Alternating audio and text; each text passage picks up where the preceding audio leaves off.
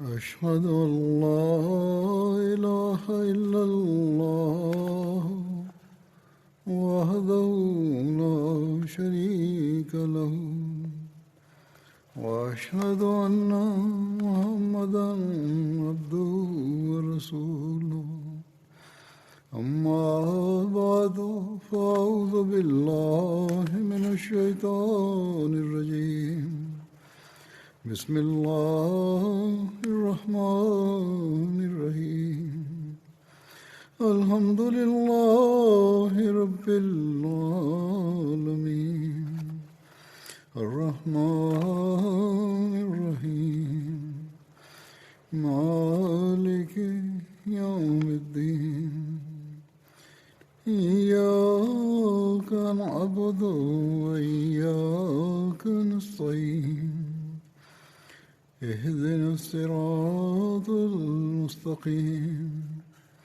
صراط الذين أنعمت عليهم غير المغضوب عليهم ولا الضالين. The Tashahhud, Ta'awuz, and Surah Al-Fatiha. Hazrat Khalifatul Masih V, Ayyadahullah Ta'ala binasrihi al-Aziz stated, the accounts from the life of Hazrat Usman radiyallahu ta'ala anhu are being mentioned. Hazrat Usman performed the pilgrimage of Hajj approximately a year before his demise, or when the disorder had reached its peak.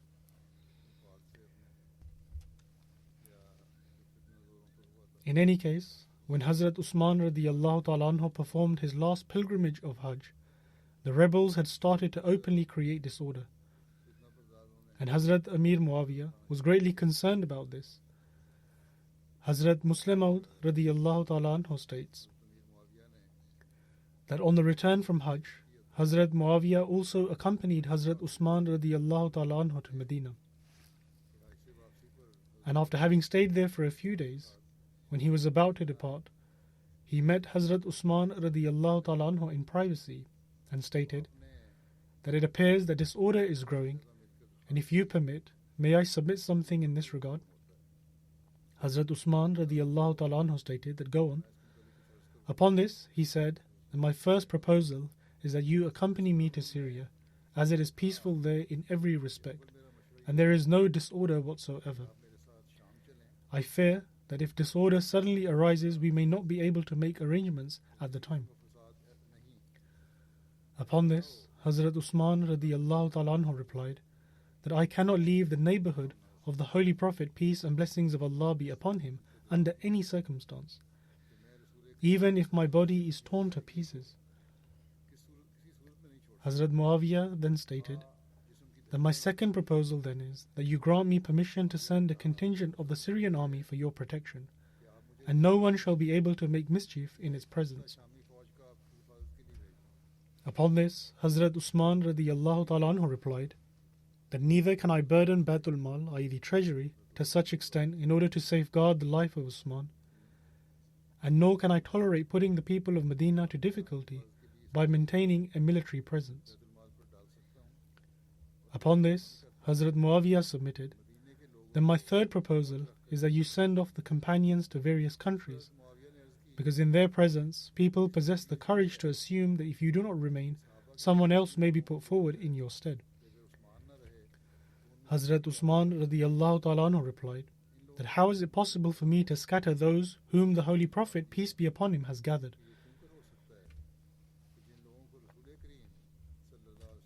Upon hearing this, Hazrat Muawiyah began to weep and submitted, if you do not accept any of these strategies which I have proposed for your protection, then at least announce to the people that if any harm comes to me, then Muawiyah shall possess the right to retaliate on my behalf. Perhaps people shall refrain from making mischief in fear on this account. However, Hazrat Usman radiyallahu ta'ala anhu replied that Muawiyah, what is to happen will surely come to pass, but I cannot grant this permission, since you possess a stern disposition. Hazrat Usman radiyallahu ta'ala anhu said to Hazrat Muawiyah that he possessed a stern disposition and may treat the Muslims harshly. Thereupon Hazrat Muawiyah stood up weeping and said, I fear that this may be our last meeting. And when he stepped outside, he said to the companions, that the fate of Islam rests upon you. Hazrat Usman radiallahu ta'ala anhu has now fallen very weak, and disorder is escalating. Please do look after him.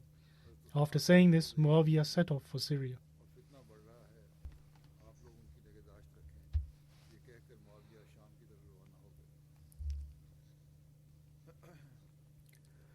With regards to Hazrat Usman radiallahu ta'ala anhu's great courage and resolve, Mujahid narrates that Hazrat Usman radiallahu ta'ala anhu appeared from inside his house, and addressing the rebels he stated,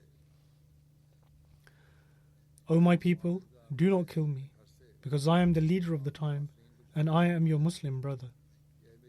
By God, irrespective of whether my understanding about a matter was correct or not, I have only ever strived to ensure reform to the best of my ability. Remember, if you kill me, you will never be able to gather together to offer prayers collectively, and nor will you be able to set out for jihad together, and neither will you distribute wealth in a just manner." The narrator states that when the rebels who had besieged his house refused to pay heed, Hazrat Usman radiallahu ta'ala anhu then stated that I ask you in the name of God, when Amir al-Mu'mineen Hazrat Umar radiallahu ta'ala anhu passed away, at the time you were one and were established upon the faith, did you not pray in the manner that you did, i.e. for Khilafat? But now you are effectively saying that your prayers were not accepted. Or perhaps you wish to say that Allah the Almighty no longer cares for His faith. Or you claim that I attained this, i.e. Khilafat, forcefully at sword point, or usurped it, and that this was not given to me after mutual consultation of the Muslims. Or perhaps you believe that during the early stages of my Khilafat, Allah the Almighty was not aware of the matters relating to me that He is now aware of. However, this cannot be the case, as Allah the Almighty knows everything. However, when the rebels refused to accept this as well, Hazrat Usman radiallahu ta'ala anhu prayed that, "O Allah, take note of them and destroy each and every one of them, and do not spare even a single one from among them." Mujahid further states that whosoever took part in this rebellion, Allah the Almighty destroyed every single one of them. Abu Layla Kindi narrates that I saw Hazrat Usman radiallahu ta'ala anhu when he was under siege, and he peered from an opening and stated, "O people, do not kill me, and if I am at fault for anything, then give me respite so I can repent. But I swear by Allah, if you kill me, you will never be able to congregate to offer prayers together, and nor will you be able to counter the enemy as one. Indeed, in such a case, you will then quarrel with one another, and always be at odds with one another." The narrator states that Hazrat Usman radiallahu ta'ala anhu used his fingers to indicate this. Hazrat Usman radiallahu ta'ala anhu then said, وَيَا قَوْمِ لَا يَجْرِمَنَّكُمْ شِقَاقِي أَنْ يُصِيبَكُمْ مِثْلُ مَا أَصَابَ قَوْمَ نُوحٍ أَوْ قَوْمَ هُودٍ أَوْ قَوْمَ صَالِحٍ وَمَا قَوْمُ لُوطٍ مِنْكُمْ بِبَعِيدٍ. That is, O my people, let not your hostility towards me lead you to this, that there should befall you the like of that which befell the people of Noah, or the people of Hud, or the people of Saleh, and the people of Lot are not far from you. Hazrat Usman radiallahu ta'ala anhu then sent a message to Hazrat Abdullah bin Salam. When Hazrat Abdullah bin Salam came, he asked Hazrat Usman what his opinion was on what was happening. Hazrat Usman radiallahu ta'ala anhu replied that refrain from fighting, because this will be more favorable for you with regards to distinguishing the truth. Muhammad bin Sirin narrates that Hazrat Zaid bin Sabit Ansari came to Hazrat Usman radiallahu ta'ala anhu and submitted that the Ansar have gathered at the door and are saying that if you permit, we are prepared to become Allah's Ansar, i.e. helpers of Allah for the second time. Upon this, Hazrat Usman radiallahu ta'ala anhu stated that do not fight under any circumstance. Hazrat Abu Huraira radiallahu ta'ala anhu states that on Yawm ad-Dar, i.e. the day of the siege, I went to Hazrat Usman radiallahu ta'ala anhu and said, "O Amir al-Mu'mineen, the situation warrants that you raise the sword against the rebels." Hazrat Usman radiallahu ta'ala anhu stated, "O Abu Huraira, would you like to kill everyone, including me? I said, no. Hazrat Usman radiallahu ta'ala anhu then said, by God, even if you kill one person, it is as if you have killed everyone. Hazrat Abu Huraira radiallahu ta'ala anhu relates that he subsequently returned home and did not partake in the battle.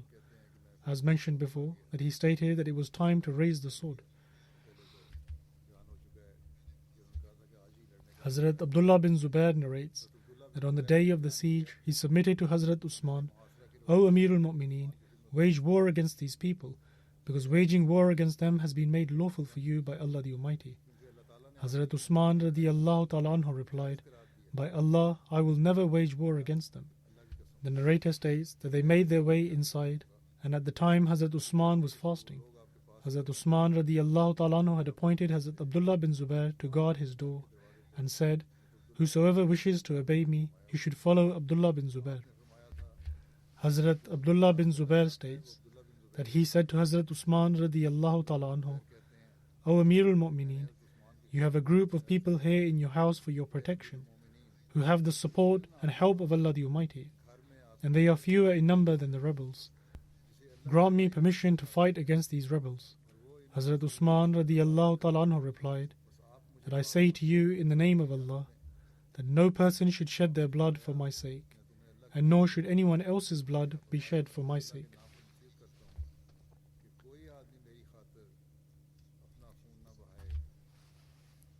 Then, with regards to the conflict and discord before the martyrdom of Hazrat Usman radiallahu ta'ala anhu and the incident of his martyrdom, Hazrat Muslim Maud radiallahu ta'ala anhu writes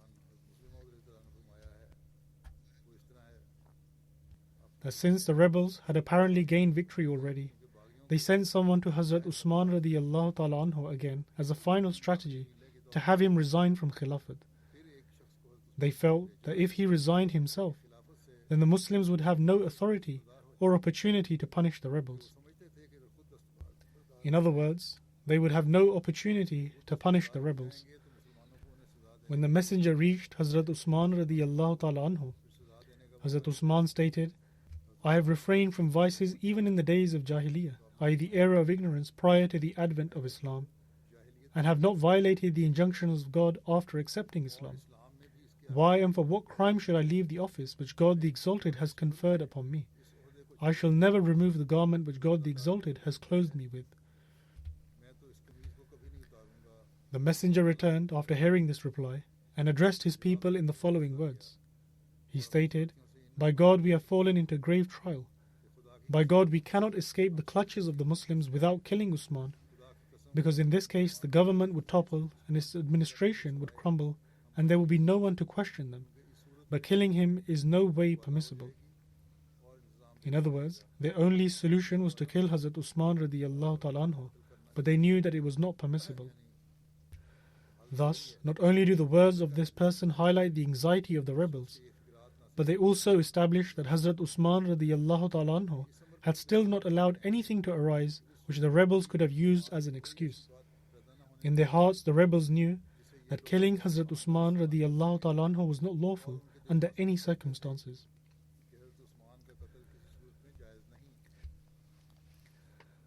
Hazrat Abdullah bin Salam arrived when the rebels were plotting to assassinate Hazrat Usman radiallahu ta'ala anhu.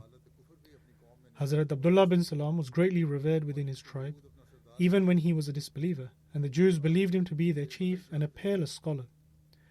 He stood at the door and began to admonish the rebels, and he forbade them from killing Hazrat Usman radiallahu ta'ala anhu. He stated, O people, do not draw the sword of God over your heads. By God, if you draw the sword, you will never find an opportunity to put it back in its sheath. Conflict and discord amongst the Muslims shall never end. Pay heed, for today the government punishes criminals by the whip. Generally, lashing is the penalty for a criminal offence in the Islamic Penal Code. But if you kill this man, i.e. Hazrat Usman radiallahu ta'ala anhu, then the state will not be able to maintain order without the sword. In other words, people will be killed for petty crimes. Keep in mind that the angels are the guardians of Medina at this time, and so if you kill him, then the angels will desert Medina. The benefit that the rebels derived from this warning was that they drove off Abdullah bin Salam, the companion of the Holy Prophet, peace be upon him.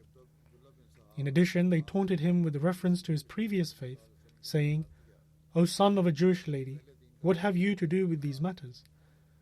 It is a shame that the rebels remembered that Abdullah bin Salam was the son of a Jewish lady, but they forgot that he had accepted Islam at the hand of the Holy Prophet, peace and blessings of Allah be upon him.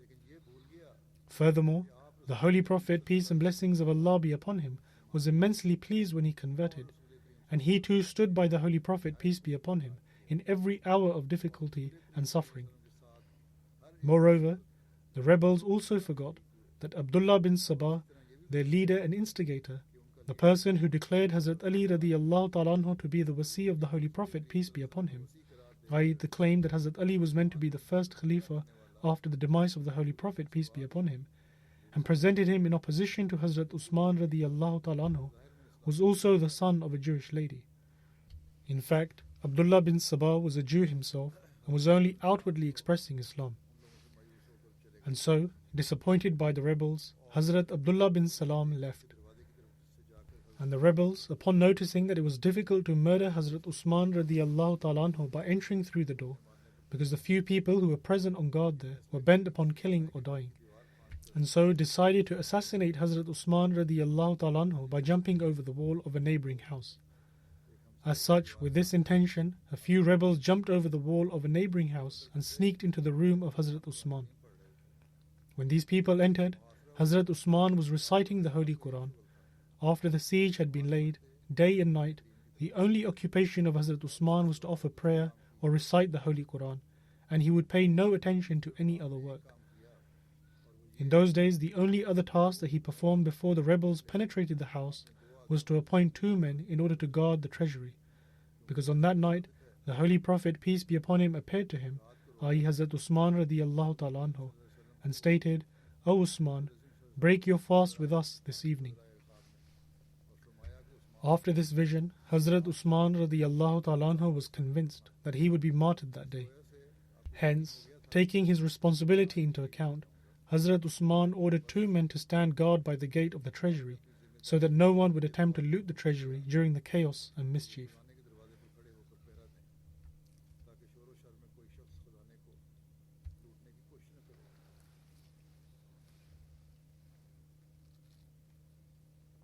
When the rebels reached inside, they found Hazrat Usman radiallahu ta'ala anhu reciting the Holy Quran. Muhammad bin Abi Bakr was also among the attackers, and due to the power he commanded over the rebels, he considered it his duty to be at the forefront of everything.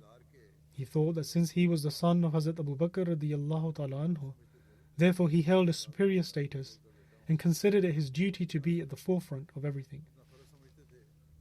And so, he advanced and took hold of Hazrat Usman radiallahu ta'ala anhu by his beard and gave it a violent tug. In response to this action of his, Hazrat Usman radiallahu ta'ala anhu only said this much, that, "O my brother's son, if your father, i.e. Hazrat Abu Bakr radiallahu ta'ala anhu, had been here now, he would never have done such a thing. What has happened to you? Are you displeased with me for the sake of God? Are you angry at me for anything other than the fact that I have made you fulfill the rights of God?" In other words, all that Hazrat Usman radiallahu ta'ala anhu said was that they ought to fulfill the rights of God. Upon this, Muhammad bin Abi Bakr turned back in shame. However, the rest of the rebels remained there.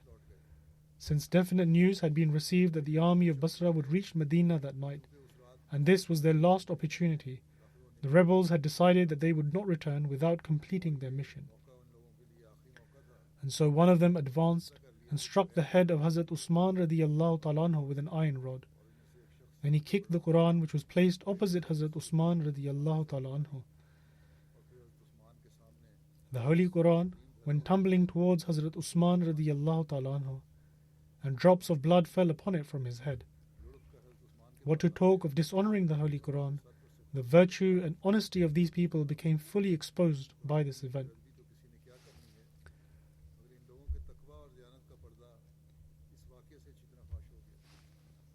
The verse upon which the blood of Hazrat Usman radiallahu ta'ala anhu fell was a magnificent prophecy that was fulfilled in its own time with such grandeur that a person who possessed even the hardest of hearts closed his eyes out of fear after beholding a glimpse of his blood-stained words. The verse was, فَسَيَكْفِيكَهُمُ اللَّهُ وَهُوَ السَّمِيعُ الْعَلِيمُ. That is, Allah will surely avenge thee against them, for He is all-hearing, all-knowing.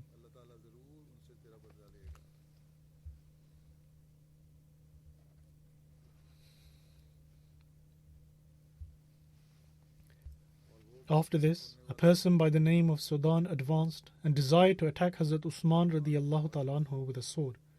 When he made his first strike, Hazrat Usman radiallahu ta'ala anhu shielded himself with his hand, and his hand was cut. Upon this he said, "By God the Exalted, this was the first hand to write the Holy Quran." After this, Sudan made a second attack in an attempt to assassinate Hazrat Usman radiallahu ta'ala anhu, but his wife Naila moved forward and stepped in between. This evil person, however, did not even hesitate to strike a lady, and he attacked, and her fingers were severed. After this, he made another attack upon Hazrat Usman radiallahu ta'ala anhu and severely wounded him. Then, in the thought that perhaps he had not yet died and may survive, when Hazrat Usman radiallahu ta'ala anhu was writhing in agony and fell unconscious due to the pain of his wounds, this wretched person immediately took to his neck and began to strangle him. And he did not release the neck of Hazrat Usman radiallahu ta'ala anhu until his soul departed his physical body and flew to the heavenly world, eagerly accepting the invitation of the Holy Prophet, peace and blessings of Allah be upon him. Inna lillahi wa inna ilayhi raji'un. Surely to Allah we belong, and to Him shall we return. At first, overwhelmed by the horror of this scene, the wife of Hazrat Usman radiallahu ta'ala anhu was unable to speak. She finally called out for help, and the people sitting at the door rushed inside. However, any help was now useless. What was to happen had already taken place. When the freed slave of Hazrat Usman saw the blood-stained sword which had been used to martyr Hazrat Usman in the hands of Sudan, he was unable to restrain himself. He advanced and severed the head of Sudan with his sword. In turn, one of Sudan's associates killed him. Now the throne of the Islamic Empire was empty of a Khalifa.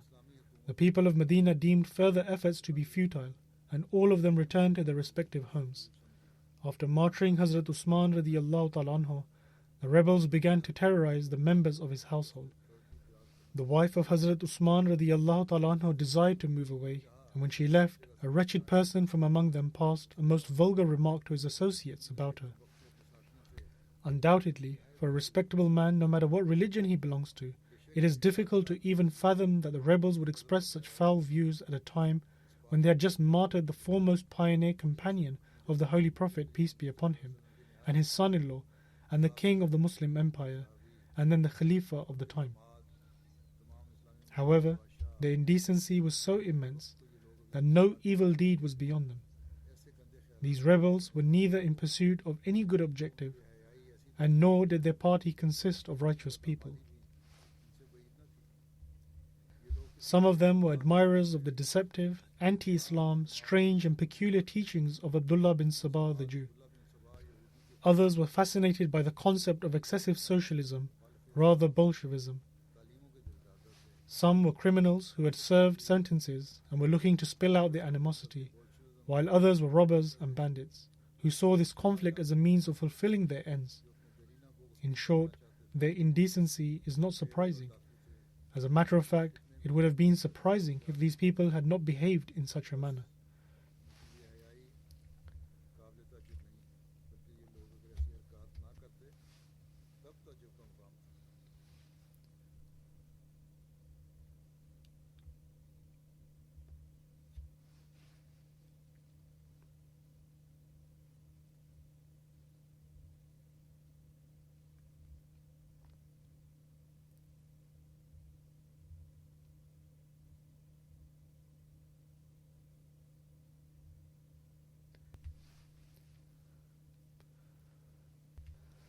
While the rebels were pillaging and plundering, another freed slave could not restrain himself when he heard the screams and cries of the household of Hazrat Usman radiallahu ta'ala anhu. And so the slave attacked and killed the person who had killed the first slave. At this they killed him as well. The rebels even took off the jewelry worn by the women and then left the house laughing and mocking.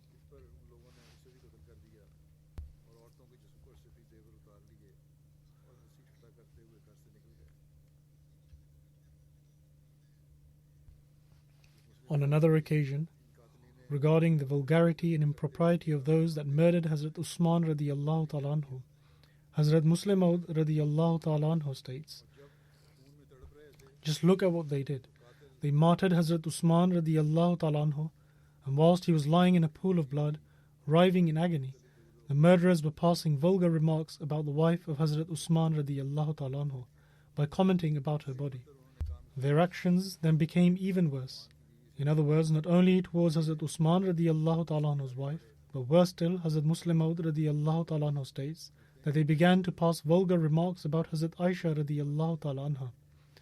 Hazrat Muslim Maud radiallahu ta'ala anhu states that upon hearing these things, I say that Allah the Almighty has granted me a lofty position, for which I am honored. But it is my heart's desire that if only I were alive then instead of now, I would have obliterated them all. Look at the extent they fell. As mentioned earlier, they removed the hijab from Hazrat Aisha radiallahu ta'ala anha, and upon seeing her they commented that she was a young woman. They did not even refrain from passing remarks about Hazrat Aisha radiallahu ta'ala anha. Hazrat Muslim Maud radiallahu ta'ala anhu states that from the treatment meted out to Hazrat Usman radiallahu ta'ala anhu, it is evident that Hazrat Usman was not fearful in the slightest of what they would do to him. It is proven from history that when the rebels had overtaken Medina, before the prayers they would spread out inside the mosque and kept the people of Medina separate from one another, lest they gather together to resist them.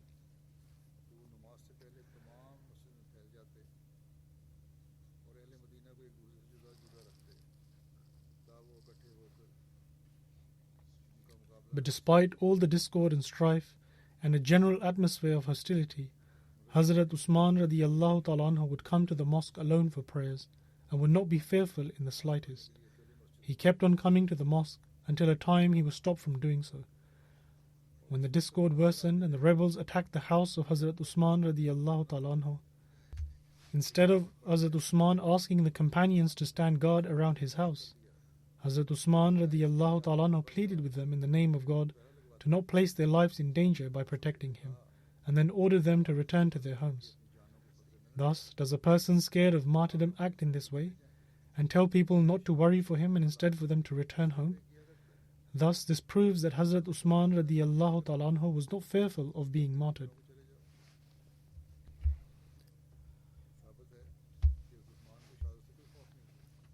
Then, another irrefutable proof that Hazrat Usman radiallahu ta'ala anhu was not afraid of martyrdom is that, as mentioned in the beginning of the sermon, that when the discord had begun, Hazrat Muawiyah came for Hajj, and when he was about to return to Syria, he met Hazrat Usman radiallahu ta'ala anhu in Medina and stated that, come with me to Syria, there you will be safeguarded from any discord.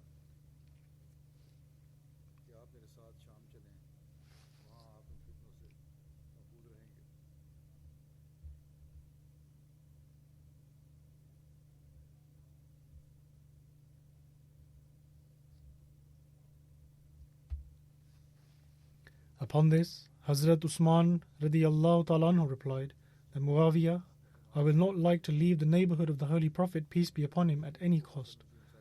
Hazrat Muawiyah then said, if this is not acceptable, then grant me permission to send a contingent of the Syrian army for your protection.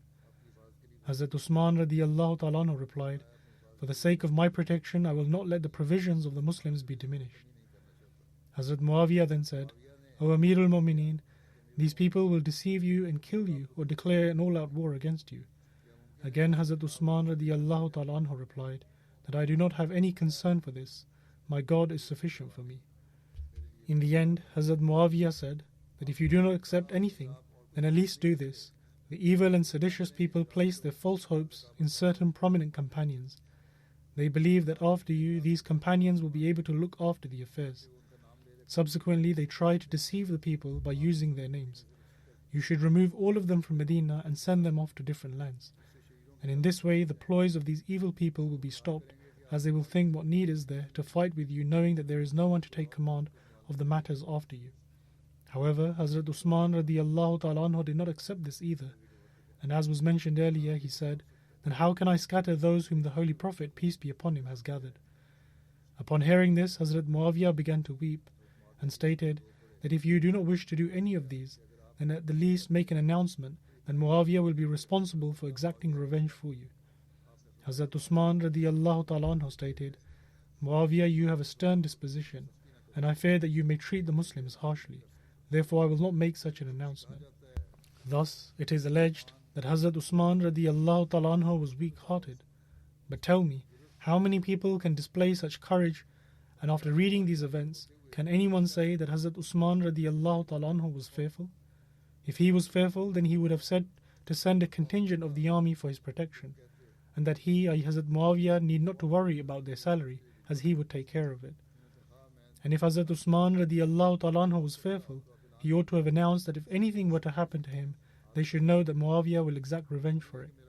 But Hazrat Usman radiyallahu ta'ala anhu said nothing, aside from that owing to Muawiyah's stern disposition, he feared that he may treat the Muslims harshly if he was given this authority. Then, when the enemies jumped over the wall and launched an attack, Hazrat Usman continued to recite the Holy Quran without any fear or dread, to the extent that one of the sons of Hazrat Abu Bakr, may Allah have mercy on him, stepped forward and grabbed hold of Hazrat Usman's beard and gave a forceful tug. Hazrat Usman looked to him and said, "O my brother's son, if your father was alive today, you would have never done such a thing." Upon hearing this, his entire body began to tremble, and he laughed out of embarrassment. Then one of his accomplices stepped forward and struck the head of Hazrat Usman radiyallahu ta'ala anhu with an iron rod, as was mentioned earlier, and kicked away the Holy Quran that was there. When this attacker stepped aside, another person stepped forward and martyred Hazrat Usman radiyallahu ta'ala anhu with a sword. Thus, reading these incidents, who can say that Hazrat Usman radiyallahu ta'ala anhu had even an iota of fear?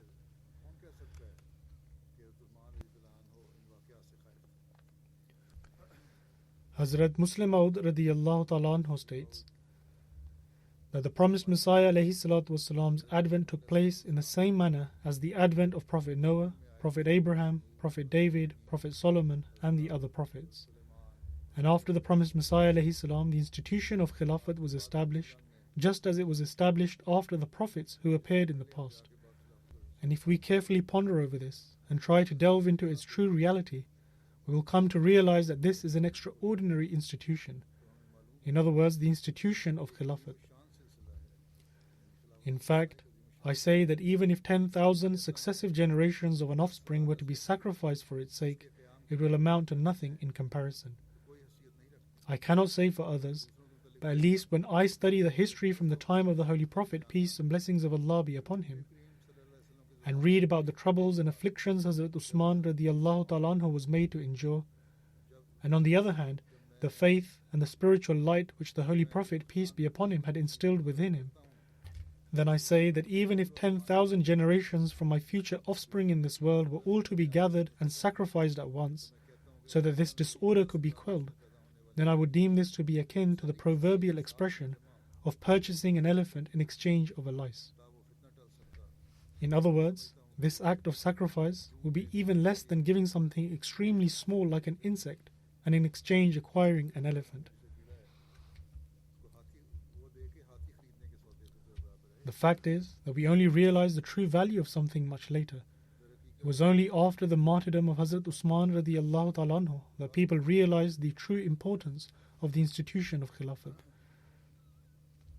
Hazrat Muslim Maud radiyallahu ta'ala anhu further states, after Hazrat Umar radiyallahu ta'ala anhu, the gaze of all the companions fell upon Hazrat Usman radiyallahu ta'ala anhu for the office of Khilafat, and thus he was appointed for this task through the consultation of the eminent companions. He was the son-in-law of the Holy Prophet, peace be upon him, and two daughters of the Holy Prophet, peace be upon him, were wedded to him one after another. When the second daughter of the Holy Prophet, peace and blessings of Allah be upon him, passed away, the Holy Prophet, peace be upon him, said that if he had another daughter, he would marry her to Hazrat Usman as well. This shows that he held a special rank of honor in the sight of the Holy Prophet, peace and blessings of Allah be upon him. He held a very unique position in the sight of the people of Makkah, and was a wealthy man according to the circumstances of Arabia at the time.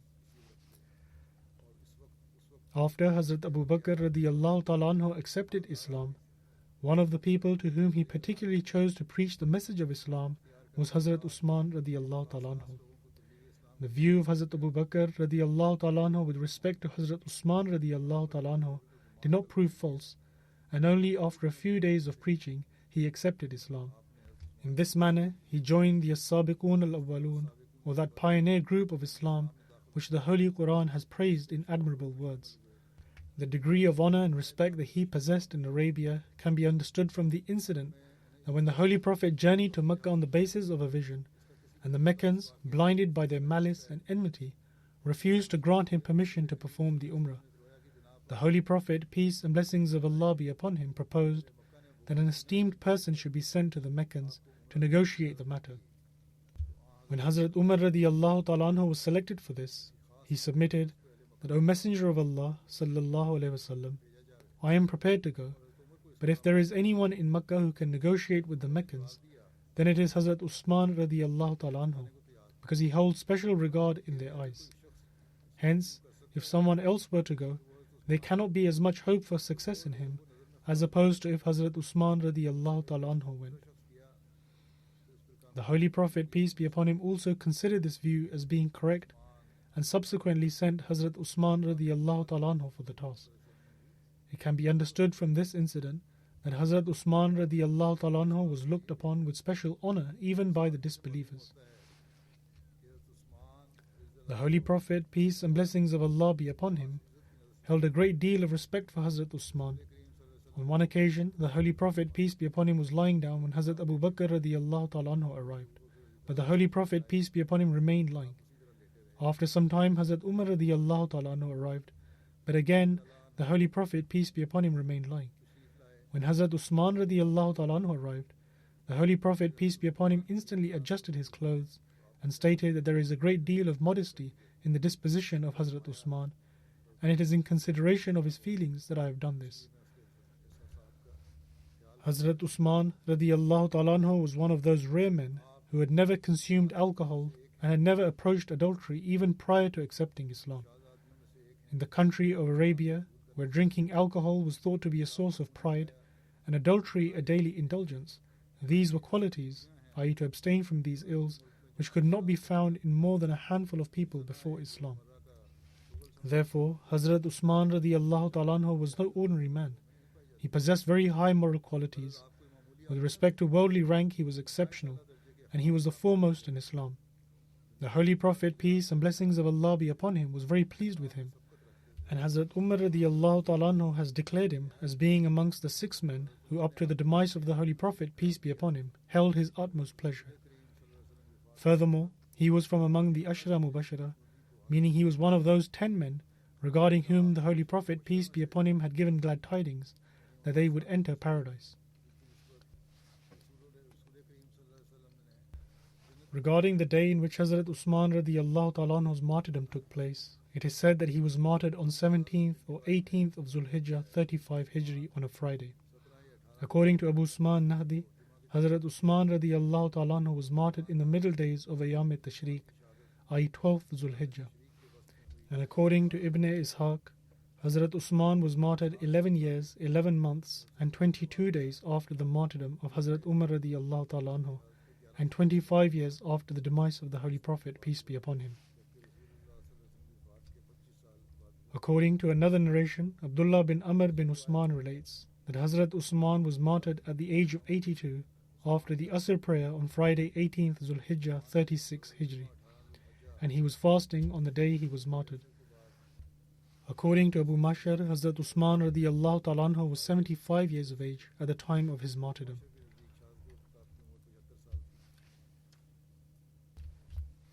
Then, in relation to the arrangements of Hazrat Usman radiallahu ta'ala anhu's burial, Niyar bin Mukram relates that it was a Saturday between the Maghrib and Isha time when Hazrat Usman radiallahu ta'ala anhu's body was carried by 4 of them, including Jubair bin Mut'im, Hakim bin Hizam and Abu Jahm bin Huzaifa. Hazrat Jubair bin Mut'im led the funeral prayer, and Muawiyah has confirmed this narration. These same 4 individuals went down into the grave for the burial. According to one narration, Hazrat Jubair bin Mut'im led the funeral prayer of Hazrat Usman radiallahu ta'ala anhu with a congregation consisting of 16 people. Allama Ibn Sa'd states that the first narration is more correct, i.e. that the funeral prayer was offered by 4 people. Abdullah bin Amr bin Usman relates that Hazrat Usman radiyallahu ta'ala anhu was buried in Hashe Kokab on a Saturday between Maghrib and Isha time. Rabi bin Malik relates from his father that the people would desire to bury their departed ones in Hashe Kokab. Hash means a small garden, and Kokab was the name of an Ansari who owned this garden. This garden was situated very close to Jannatul Baqi. Hazrat Usman bin Affan radiyallahu ta'ala anhu would often say that very soon a righteous man shall pass away and he will be buried there, in other words in Hashe Kokab, and people will also do the same. Malik bin Abu Amir relates that Hazrat Usman radiyallahu ta'ala anhu was the first person to be buried there.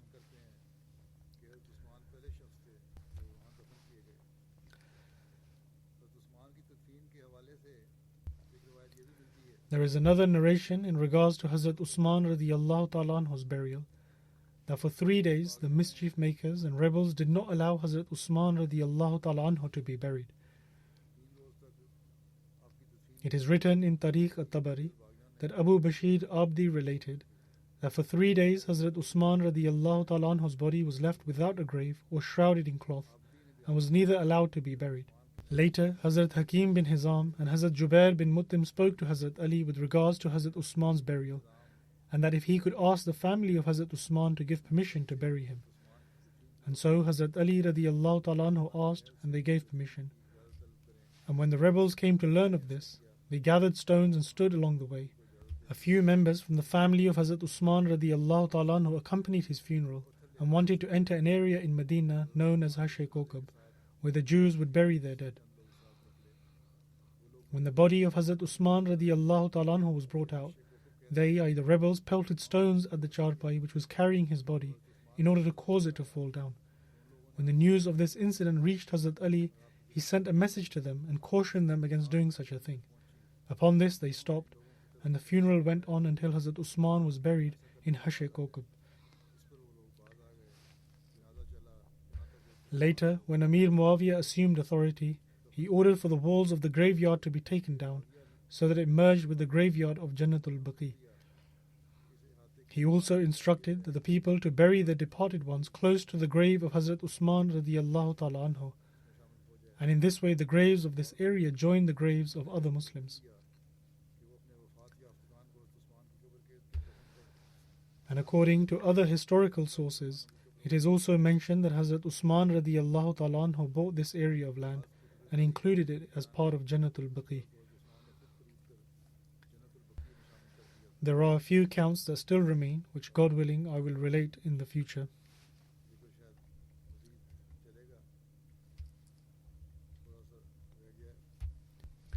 I will be leading some funeral prayers in absentia today and will mention some details in relation to them.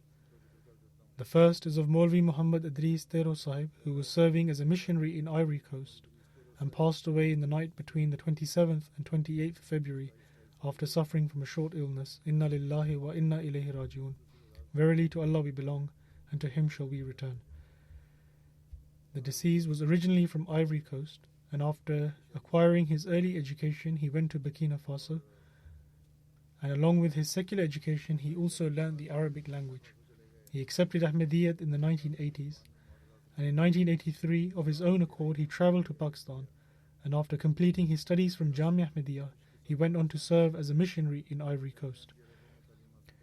He also served in Ghana and Burkina Faso, and from 2007 he was again serving in Ivory Coast, and the deceased was a Musi.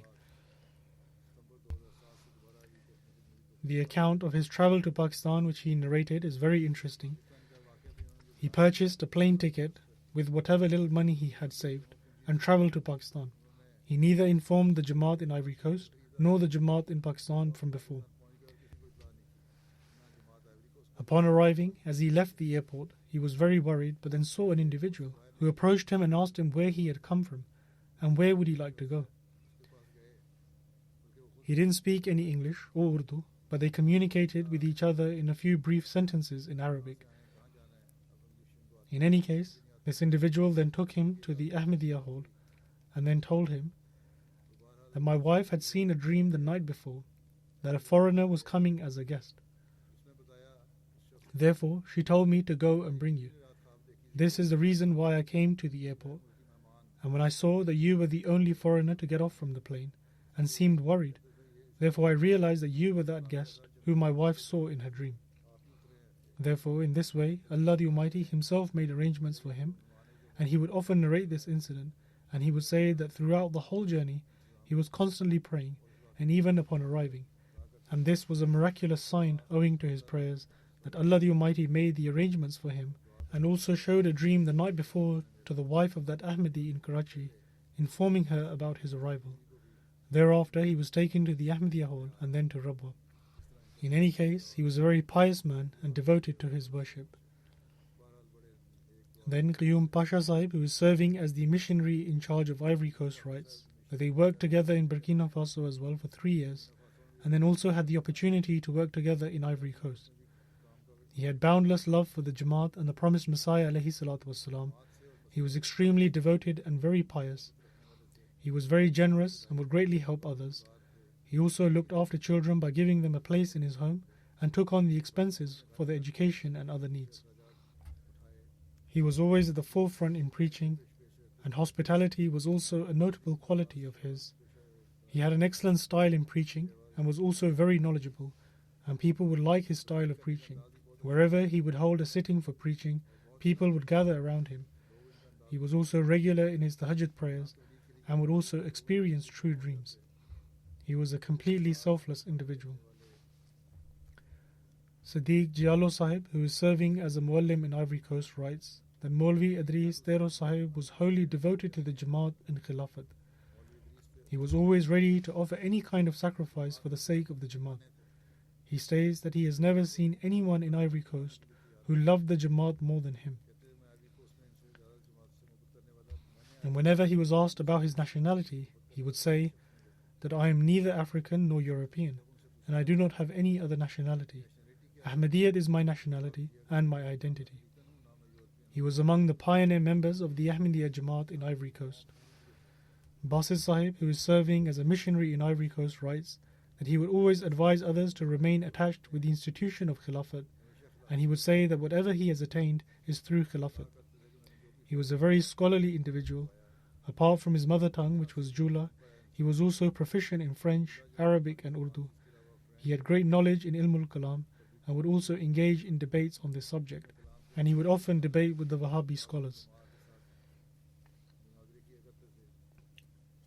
An Ahmadi, Bhai Abdullah Sahib, related an incident during a debate held in San Pedro that when they arrived at the mosque, among the conditions that had been stipulated for the debate was that all the arguments must be presented from the Holy Quran.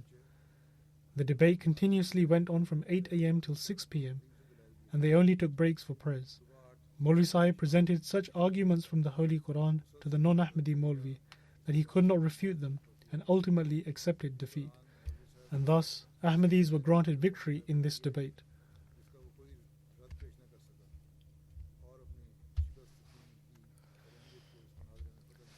He then further writes that he was like a library, and when it came to preaching, he would have references memorized.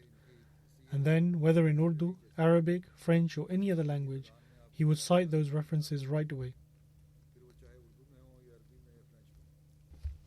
He always depended on prayers and would encourage others to do the same. He is survived by his wife, 4 daughters and a son. May Allah the Almighty enable these children to have an active relationship with the Nizam of the community and also make them a part of the Nizam as was their father's desire. They do not have a strong relationship with the community at the moment, but may Allah the Almighty bestow His blessings. And may Allah the Almighty grant the deceased His mercy and forgiveness and elevate his station in paradise.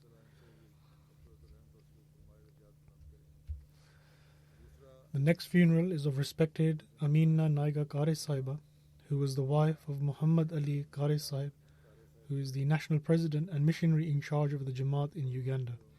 She passed away on 20th February. Inna lillahi wa inna ilayhi raji'un. Surely to Allah we belong, and to Him shall we return.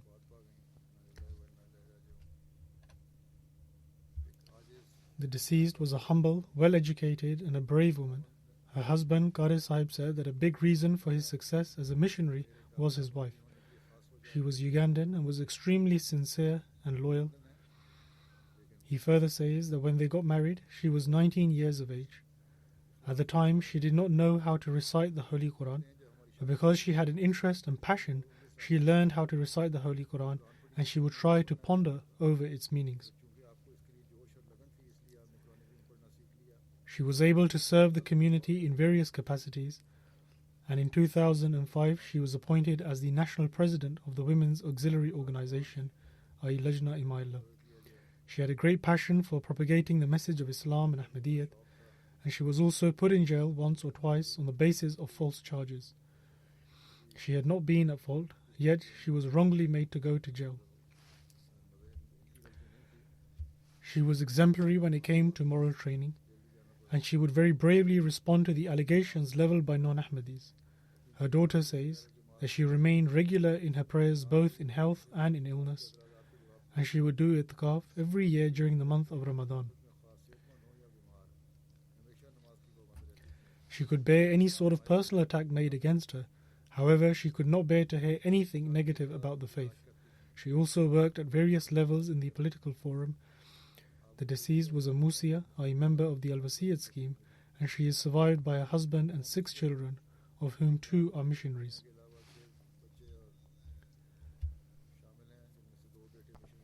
The next funeral is of respected Nuhi Kazak Sahib of Syria, who passed away on December 10th at the age of 48. Inna lillahi wa inna ilayhi raji'un.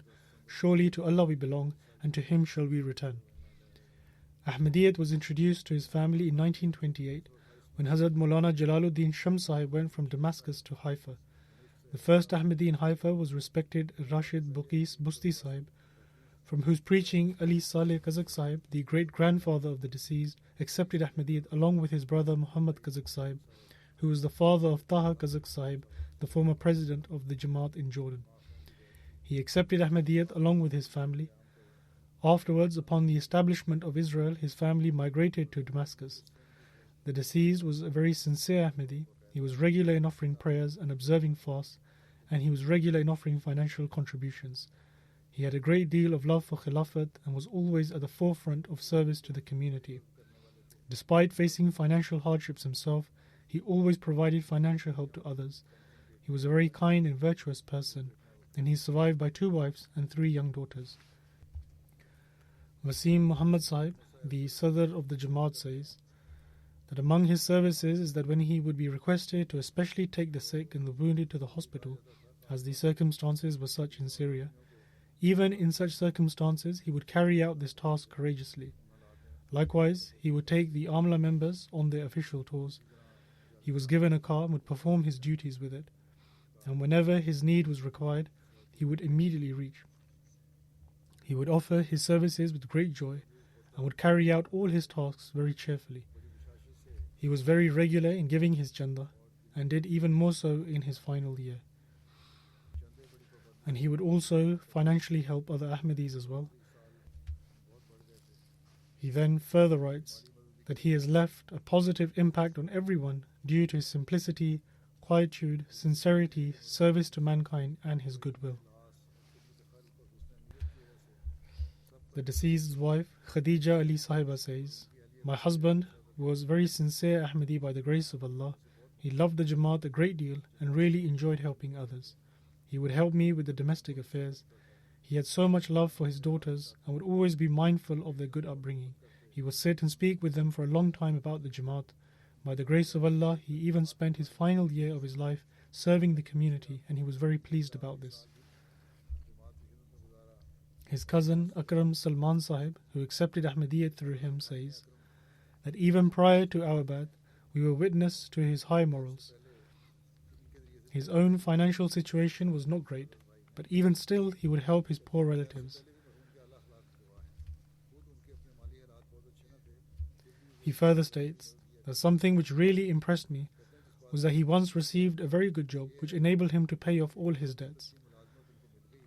Thereafter, instead of saving money, he gave a large sum to my poor aunties. And he would say that whilst my health is good and I am not in debt, I am rich, and I wish to spend any extra money I have on those in need, and this is what one ought to do. This was something that left me so astonished, as I had never in my entire life seen such contentment and strength to make financial sacrifices. He then says that he made a lot of effort for my brother and I after we pledged our allegiance for our education, moral training, and to remain firmly attached to Khilafat. He would read us very inspiring accounts about those who enjoyed the blessings of Khilafat, as a result of which our love for Khilafat increased in our hearts. His brother, Mu'taz Kazak Sahib, who is a teacher at Jamia Ahmadiyya, Canada, writes, "My deceased brother was extremely sincere and had great love for Khilafat. Even though our forefathers were Ahmadis, we had no knowledge about Ahmadiyyat. My brother went from the city of Halab to Damascus to attend my grandfather Khidr Khazak's funeral, where he met the other Ahmadis and exchanged views about Ahmadiyyat. Upon his return, I noticed that he began weeping a lot in his prostrations. This sudden change really amazed me, and I inquired as to why this was, and he introduced me to the community. He then says that I did my research. Initially, he was only Ahmadi by name, and then after doing a proper research about the teachings of Ahmadiyyat, and after seeing a dream, I took the oath of allegiance once again. My brother's pious change had a major role to play in my taking of the oath of allegiance.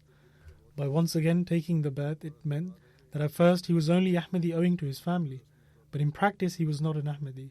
So this is why he took the oath of allegiance once again after attaining an understanding. The deceased had a wonderful zeal for preaching. He prayed profusely for the Khalifa of the time. He was also part of Nizam-e-Wasiyat. He was aware of the fact that he was going to pass away soon and mentioned it a few days prior to our mother and to his wife. The next funeral is of Farrat Naseem Sahiba from Rabwa. She was the wife of Muhammad Ibrahim Sahib Hanif, who was also known as Master Sarchri Sahib.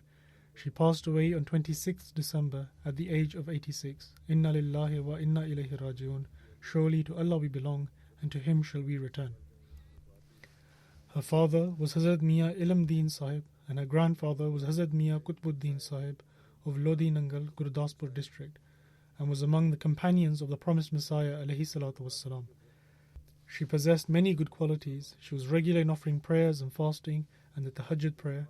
She was very patient, grateful, devoted to prayers, simple, caring for the poor, one who had boundless love for Khilafat, and a sincere and pious woman who was at the forefront in taking part in financial schemes. On a number of occasions, she presented her own jewellery for various schemes. She was a Musia and is survived by 3 sons, 3 daughters, and many grandchildren.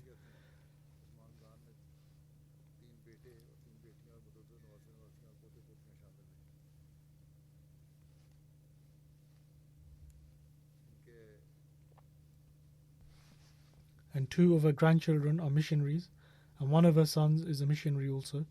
May Allah the Almighty grant forgiveness and mercy to the deceased, and may He grant forgiveness and mercy to all the deceased and elevate them in their ranks.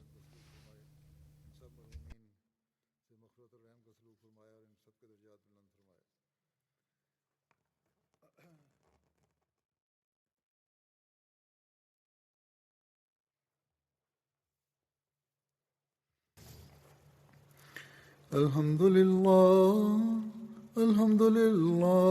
نحمده ونستعينه ونستغفره ونؤمن به ونتوكل عليه ونعوذ بالله من شرور أنفسنا ومن سيئات أعمالنا من يهده الله فلا مضل له ومن يضلل فلا هادي له ونشهد أن لا إله إلا الله ونشهد أن محمدا عبده ورسوله عباد الله رحمكم الله إن الله يأمر بالعدل والإحسان وإيتاء ذي القربى وينهى عن الفحشاء